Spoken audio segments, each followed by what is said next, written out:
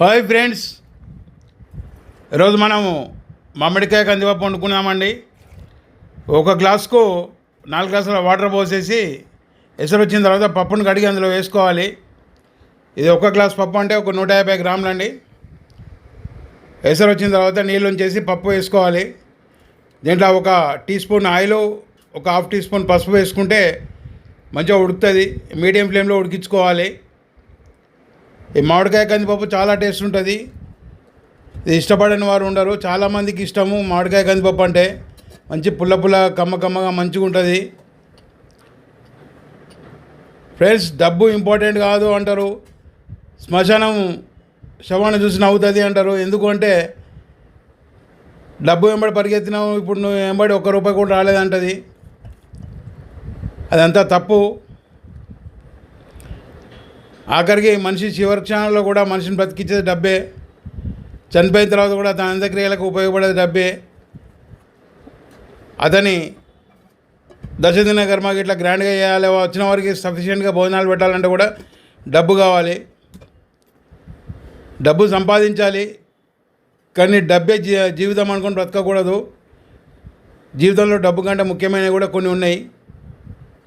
అట్లా అని చెప్పి డబ్బును నెగ్లెక్ట్ చేయొద్దు, డబ్బు కూడా సంపాదించాలి. ఈ మామిడికాయ పప్పు నేను ఎట్లా చేస్తున్నానో చూడండి, దాని ప్రకారం చేసుకోండి. ఇందులో వెల్లుల్లి వేస్తే మంచి ఫ్లేవర్ వస్తుంది పప్పుకు.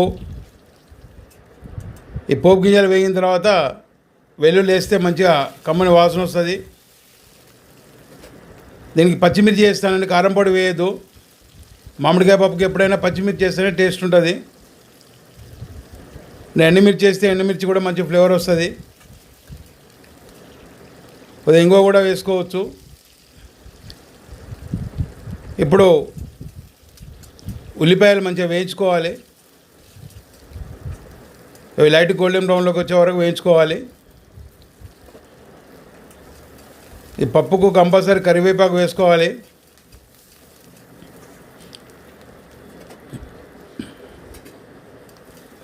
చాలా అంటే చాలా బాగుంటుంది ఈ మామిడికాయ పప్పు. ఆరోగ్యానికి కూడా మంచిది.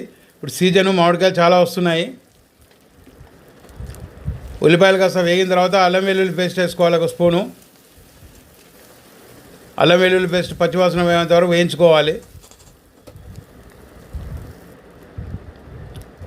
తర్వాత ఒక హాఫ్ టీ స్పూన్ పసుపు వేసి కలుపుకోవాలి.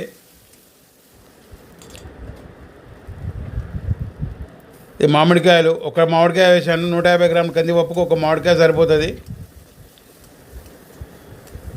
చిన్న అయితే 2 వేసుకోండి, మీడియం సైజ్ అయితే 1 సరిపోతుంది. స్లిమ్లో మీడియం ఫ్లేమ్ స్లిమ్లో పెట్టుకోవాలి. 1 టీ స్పూన్ ఉప్పు వేసుకోవాలి, కలుపుకోవాలి. నా పప్పు వేసినప్పుడు మళ్ళీ ఇంకో స్పూన్ వేసుకోవాలి. కొద్దిగా నీళ్ళ చుక్కలు చల్లితే మంచిగా ఉడుకుతుంది. మరి మెత్తగా ఉడకాల్సిన అవసరం లేదు, కాకపోతే మాడకుండా మంచిగా ఉమ్మగిలుతాయి. మూత పెట్టి ఒక 2 నిమిషాలు మీడియం ఫ్లేమ్లో ఉంచి తర్వాత తీసి కలుపుకోవాలి మంచిగా.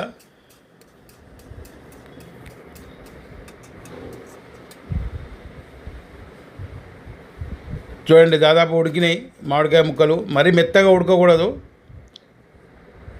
మీడియం.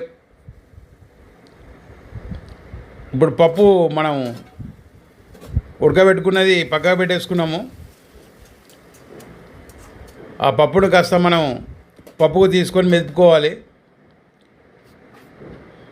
మరీ మెత్తగా మెదుపుకోవాల్సిన అవసరం లేదు.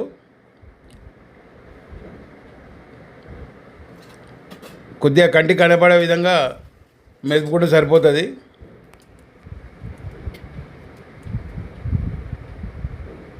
లైట్గా మెదుపుకుంటే సరిపోతుందండి. దీనికి మనం పప్పు గుత్తికి ఏమైనా పప్పు ఉంటే కొద్దిగా వాటర్ పోసేసుకొని ఆ పప్పును అందులో పోసేసుకోవాలి. మామిడికాయ ఉడికింది ఆల్రెడీ కాబట్టి అందులో పోసేసుకోవాలి.